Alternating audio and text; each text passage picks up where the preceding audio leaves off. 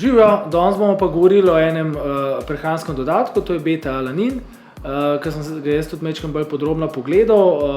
Študije iz leta 2016, sveže študije, tako da sem par zanimivih stvari ugotovil.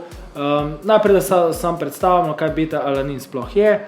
To je modificirana oblika aminokisline alanin in kot prehranski dodatek naj bi ta aminokislina povečala mišično vzdržljivost, tako da ne bi trening dalj časa trajal. Se pravi, da bi to aminokislino uporabljala predvsem pri visokointenzivnem treningu, pri kakšnih hit treningih. Je tudi osnovna sestavina pri pre-workout izdelkih. Če kdaj pogledate na vaše pre-workout izdelke, pogledajte noter sestavino, boste videli, da je tudi beta-alanin noter. Kako beta-alanin deluje? Poviša koncentracijo karnozina v mišici in ta karnozin je antioksidant in v bistvu preprečuje preveliko nalaganje vodikovih ionov in s tem zakisanje mišice. Se pravi, da se mišica ne utrudi in s tem povečuje samo mišično vzdržljivost. Tako da se lahko zdaj pogledamo kar prvi dve študiji, v naslednjem prispevku bomo pa še nadaljnji dve študiji povedali.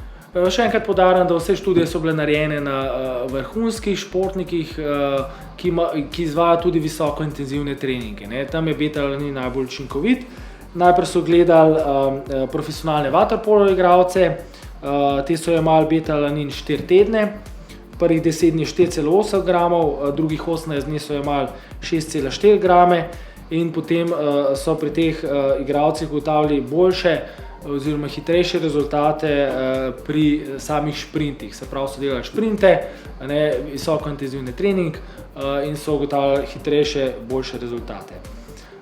Potem druga študija, tudi zelo zanimiva, profesionalni tekmovalci juda. Pri teh judo igralcih so merili performance pred in po zaužitju beta-alanina, delali so 5-minutno simulirano borbo, po kateri so pa sledile še potem 3 serije specialnih fitness testov, prav specialnih za judo.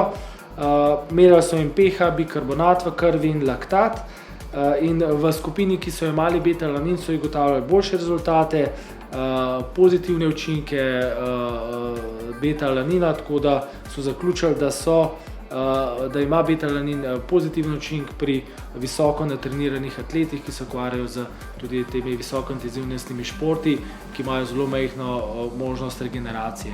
Recimo judo je en tak šport, ki je tudi bil tukaj predstavljen.